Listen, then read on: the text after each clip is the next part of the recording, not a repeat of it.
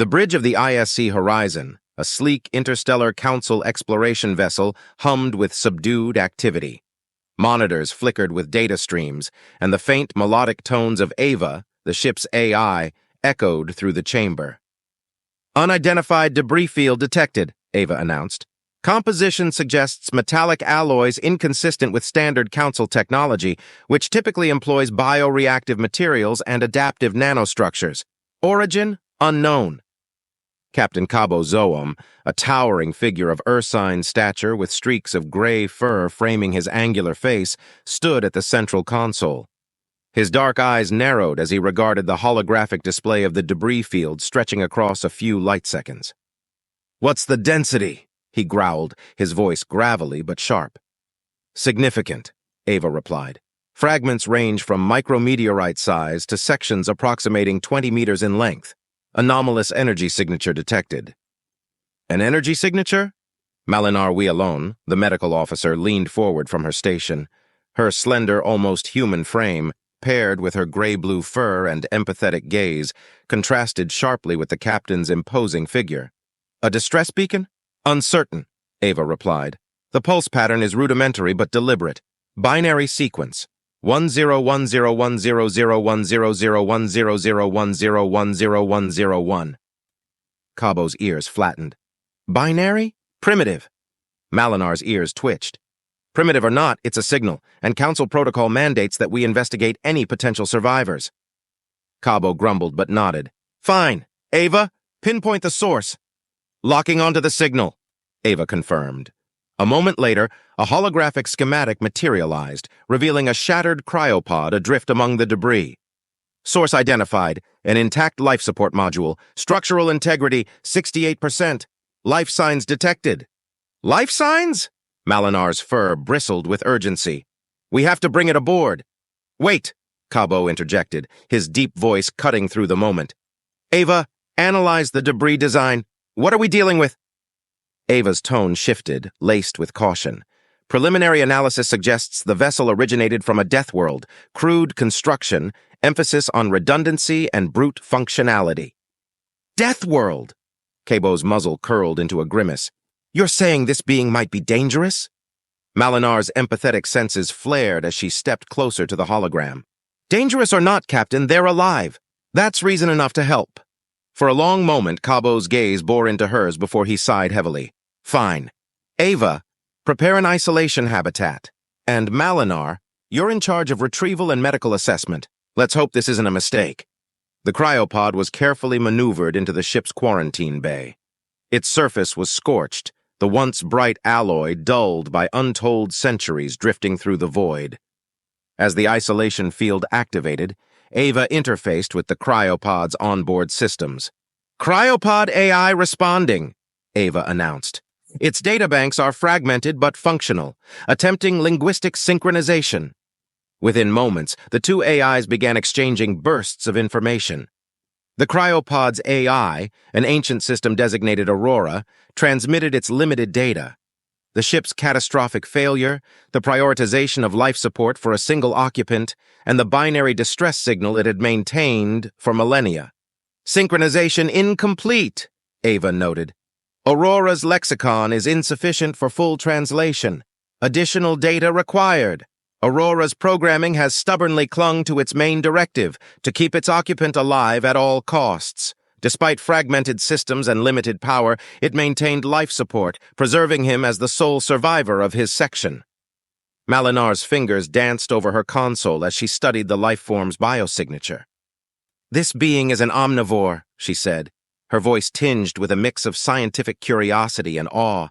"Remarkably similar to my own physiology, yet extraordinary.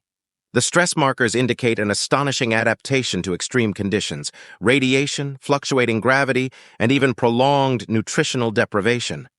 By all accounts, his biology should have failed long before now, yet it endures. His seeming fragility is deceptive.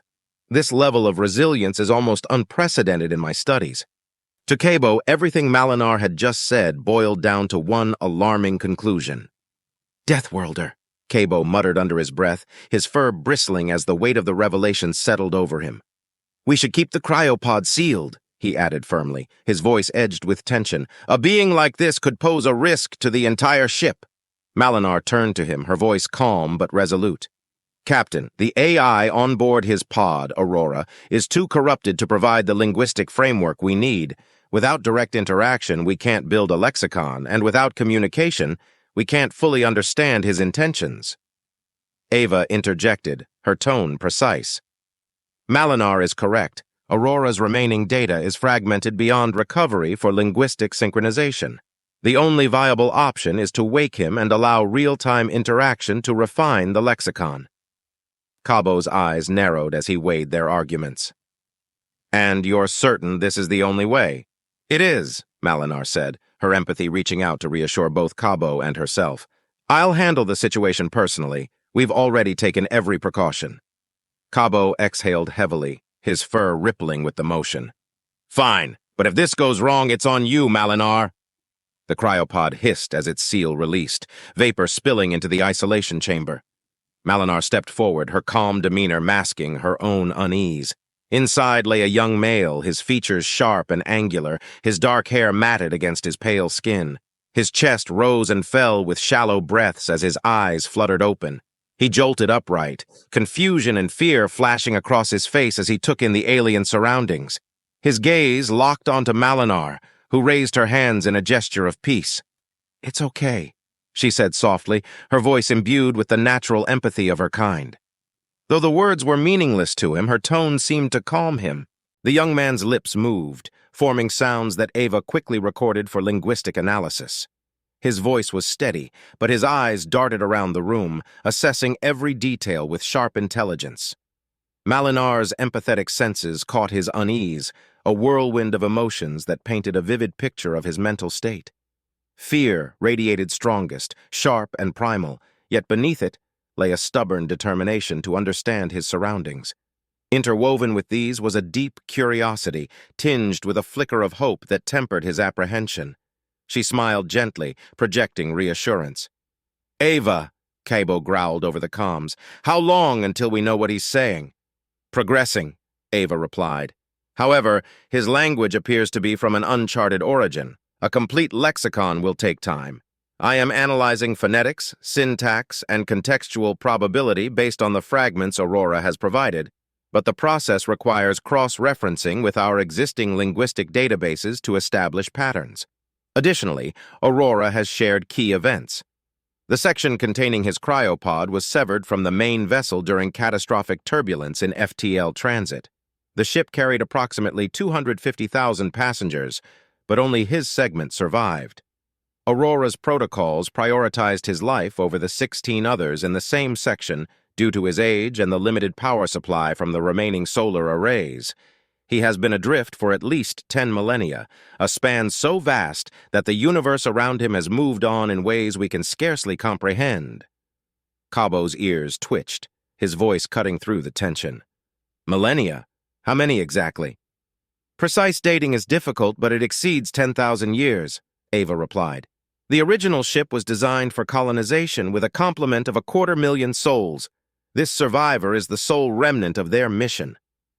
Malinar's gaze never left the young man. For a moment, her empathic abilities wavered under the weight of Ava's revelations, a flood of sorrow and disbelief breaking through her disciplined calm.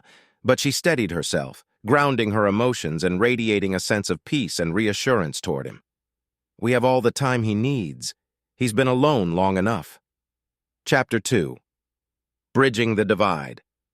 Max sat motionless in the faint light of the isolation chamber, his dark eyes scanning every detail of the room and its alien occupants. It had been a full-day cycle, or at least what he presumed was a day based on the steady hum of the ship's systems and the rhythmic shift of the ambient lighting. His mind buzzed with calculations, observations, and plans. He couldn't afford a mistake. The crew that had saved him, a mix of species unlike anything he'd ever imagined, moved about the chamber in slow, deliberate movements, no doubt trying to keep him at ease. He could see their curiosity, especially from the one closest to him, Malinar, the blue-gray alien who had an almost human-like frame. Her presence was calm and watchful, though he could feel her gaze lingering on him as if trying to read his emotions. Taking a deep breath, Max decided it was time to take action. Slowly, deliberately, he began to move.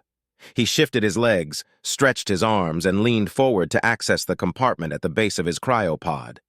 The sound of the latch clicking open drew Malinar's attention, and she watched intently as he pulled out several vacuum-sealed items. First came the colony jumpsuit, a dark gray outfit designed for functionality over fashion, followed by socks and boots that he methodically slipped on. Next, he retrieved his survival belt, securing it around his waist with practiced efficiency. Each movement was precise and deliberate, avoiding any sudden motions that might alarm his watchers.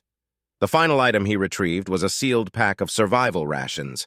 The pack contained 30 compact brick-like bars, each designed to provide maximum nutrition with minimal mass. He didn't retrieve his mag pistol or its holster, deciding it was better to leave them hidden for now. Malinar tilted her head, her empathetic senses picking up a faint determination and a hint of wariness from him as he unwrapped one of the bars. The dense, unappetizing block of processed plant matter didn't look like much, but it was a lifesaver in the void of space. When he took a bite, Malinar's curiosity turned to unease. As an omnivore, Max's choice to eat plant matter exclusively intrigued her. Was it a cultural decision? A sign of distrust? Despite her concerns, she was startled when he broke off a small piece and offered it to her, holding it out with an expression that seemed both cautious and inviting. She accepted the morsel carefully, scanning it with her handheld medical analyzer. Ava's voice chimed through the speakers a moment later. Analysis complete. The ration consists of 100% processed plant matter, hyperdense in nutritional value.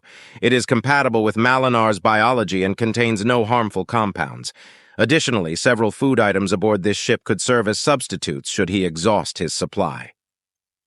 The revelation left Malinar both impressed and puzzled. Why would a species as robust as his, classified as a death-worlder, rely on plant-based rations? She filed the thought away for later study. Max ate only half the bar before carefully resealing the pack. He didn't need the full amount, not while his metabolism was still recovering from cryosleep. He had other priorities now, like communication. His dark eyes swept over the aliens again, noting small metallic implants in various locations on their bodies. He surmised these were likely translator devices. Coupled with their advanced AI, communication would be possible, but it might take time. Moving with the same deliberate care, Max retrieved his survival tablet from the cryopod's compartment. The device was rugged and unassuming, designed for colony use. It served as a multi-purpose tool for scanning, analysis, and data storage, but its most valuable feature was its networking capability. Before activating it, Max discreetly removed a small chip embedded in the tablet, a chip containing Earth's location and humanity's star maps. Using sleight of hand, he slipped the chip into a hidden pocket in his survival belt. He couldn't risk giving away that information. Once the tablet was ready, Max initiated a handshake request, sending a signal to the alien ship's systems. He hoped the gesture would demonstrate his willingness to cooperate and aid in bridging the linguistic divide. Ava detected the signal instantly. "Captain, the human has activated a device and sent a handshake request. It appears to be a rudimentary environmental scanner paired with communication and data storage capabilities. Shall I accept?" Cabo, standing on the other side of the isolation chamber, frowned deeply. His ursine features betrayed his suspicion. "Can we trust it? For all we know, it could be a threat," Malinar interjected, her voice calm but firm. "Captain, he's clearly trying to communicate. If he meant us harm, he wouldn't be so cautious." Ava added, "Based on my analysis, the device is harmless. It aligns with Council-era standards of rudimentary technology. Accepting the handshake will allow me to expedite the linguistic decryption process. Additionally, he appears to be actively assisting me by transmitting structured data for analysis." Cabo's ears twitched in frustration, but he relented. "Fine. Proceed with caution, Ava, but keep me informed." "Understood," Ava replied. Within moments, Max's survival tablet synced with Ava's systems. Streams of binary data flowed between the two devices, and Ava's linguistic decryption advanced rapidly.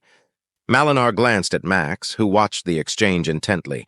He seemed relieved, though his guarded expression never fully faded. She could feel the cautious hope radiating from him. a hope tempered by mistrust and the heavy burden of whatever secrets he carried. Ava's voice broke the silence. With this additional data, I estimate that basic communication will be possible within 1 to 2 standard cycles. The humans' cooperation has significantly accelerated the process. Cabo crossed his arms, his gaze fixed on Max. Let's hope he's as cooperative as he seems, for all our sakes. Max met the captain's eyes for the first time, his expression unreadable. Whatever he was thinking, he kept it to himself. The tension in the room was palpable. Malinar stepped closer, offering Max a small, reassuring smile. Though the gesture couldn't bridge the language barrier, she hoped it conveyed a simple message. You're not alone anymore.